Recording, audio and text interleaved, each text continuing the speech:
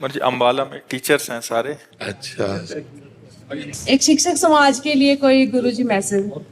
अब इस समय हम सबसे ज्यादा बैठ जाए एक बात, इस बात में परेशान है कि हमारे जो बच्चे हैं वो गंदी आदतों और व्यसनों के शिकार होते चले जा रहे हैं। चाहे बच्चा हो या बच्ची हो, ये जो गर्लफ्रेंड बॉयफ्रेंड चला है और जो व्यसन चला है, उनसे हिंसक प्रवृत्तियां बच्चों में बढ़ रहे हैं। तो हमें लगता है आधुनिक शिक्षा बुद्धि को भ्रष्ट कर रही है या बुद्धि को पवित्र कर रही है। विद्या विनयम ददाति, जब विद्या बढ़ती है तो विनय, सौम्यता, शालीनता, गंभीरता, जितेंद्रियता, ये आचरण पवित्र होते हैं। आज हमारे विद्यालय में आचरणहीनता फैल रही है। अब आप इस विषय को समझ रहे हैं ना। अगर ये आचरणहीनता संभाली जा सके तो हमारी नई पीढ़ी, जो हमारे भारत का भविष्य है, इसे संभाला जा सकता है। अगर ये व्यभिचार प्रवृत्ति और व्यसन प्रवृत्ति बढ़ती गई, अब बच्चे अपने माँ बाप को जवाब दे रही है, बच्चे अपने माँ बाप की हत्या कर रहे हैं, पीट रहे हैं, मार रहे हैं, निकाल रहे हैं। ये क्या विद्या है? आप विचार करो, ये क्या विद्या है? विद्या का मतलब होता है ज्ञान।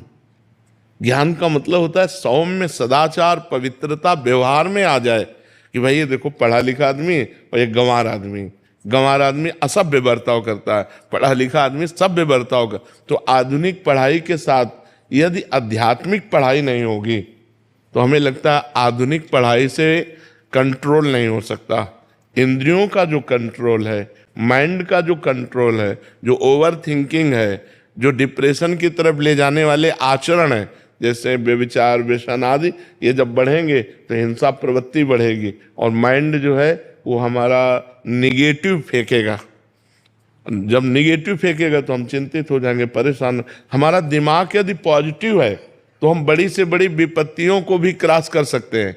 अगर हमारा दिमाग निगेटिव है तो हर सुख सुविधा में भी हम जलेंगे, बैठे जलेंगे। तो हमें लगता है पॉजिटिव दिमाग होने के लिए सबको, जैसे गीता जी है, भागवत जी है, नाम जप है, ब्रह्मचर्य है, इन पर प्रकाश थोड़ा, अगर आध्यात्मिक प्रकाश नहीं पड़ा तो ये बच्चे हमारे बिगड़ते चले जा रहे हैं। आप देख रहे हैं ना कहाँ जा रही है आजकल वाली जनरेशन? हाँ, क्या करेंगे ये बच्चे? हाँ, यही हमको भी चिंता हो रही है। जब हम यहाँ बैठ करके जब प्रश्न करते हैं ना बच्चे, और जब उनकी हालत देखते हैं तो हमें चिंता हो, क्योंकि हम तो संसार में जाते नहीं, लेकिन संसार अपने पास आता है। तो उसकी जब भावनाएं देखते तब लगता है कि अब जो पीढ़ी आ रही है, ये आखिरकार पढ़ लिख कर गृहस्थ बनोगे तो ये क्या पढ़ाई लिखाई है? ये क्या पढ़ाई लिखाई? तुम्हें कम से कम अपने जीवन के परिणाम को तो देख सको कि हमारा जीवन किस दिशा में जा रहा है, हमारा परिणाम क्या होगा। लेकिन ये विद्या काम नहीं कर रही। तो हमें लगता है आध्यात्मिक विद्या जरूरी है। माता पिता के चरण छूना, भगवान का नाम जप करना, पवित्र आचरण करना, ब्रह्मचर्य से रहना, जब तक ब्याह न हो जाए तब तक ब्रह्मचर्य से रहना, तभी वो आदर करेंगे आपका।